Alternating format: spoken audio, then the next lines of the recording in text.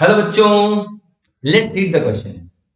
Considering the elements fluorine, chlorine, oxygen and nitrogen, the correct order of their chemical reactivity in terms of oxidizing property is. तो अब एक चीज देख लेते हैं कि वो रिएक्ट कैसे करते हैं, क्योंकि ये सारे के सारे नॉन मेटल्स हैं. तो ये इलेक्ट्रॉन गेन करके ही क्या करेंगे, रिएक्ट करेंगे. जो इलेक्ट्रॉन गेन कर लेता है उसका क्या हो जाता है बच्चों, रिडक्शन हो जाता है.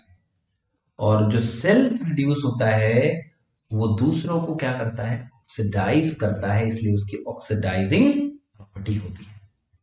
तो जो आसानी से इलेक्ट्रॉन गेन करेगा या जिसकी इलेक्ट्रॉन गेन करने की टेंडेंसी ज्यादा होगी उसकी ऑक्सीडाइजिंग प्रॉपर्टी भी ज्यादा.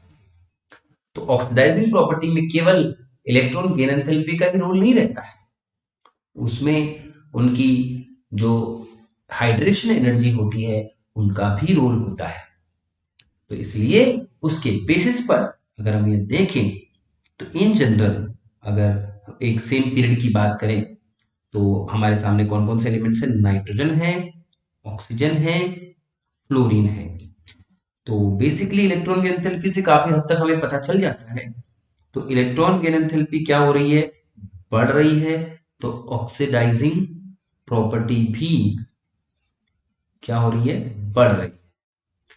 लेकिन जब हम फ्लोरीन से क्लोरीन नीचे जाते हैं तो ऑक्सीडाइजिंग प्रॉपर्टी क्या हो जाएगी, डिक्रीज. तो इनमें अगर हम इनको ऑर्डर में प्लेस करना चाहते हैं तो सबसे ज्यादा ऑक्सीडाइजिंग पावर किसकी होती है बच्चों, फ्लोरीन की होती है.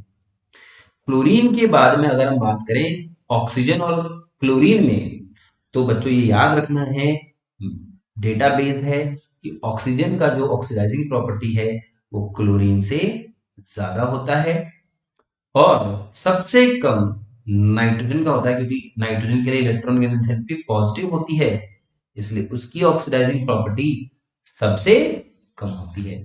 तो इसके बेसिस पर हमें कौन सा ऑप्शन सही लग रहा है, यस, बी ऑप्शन हमारा सही लग रहा है. तो आई होप आप लोगों को ये समझ में आया होगा. Thank you.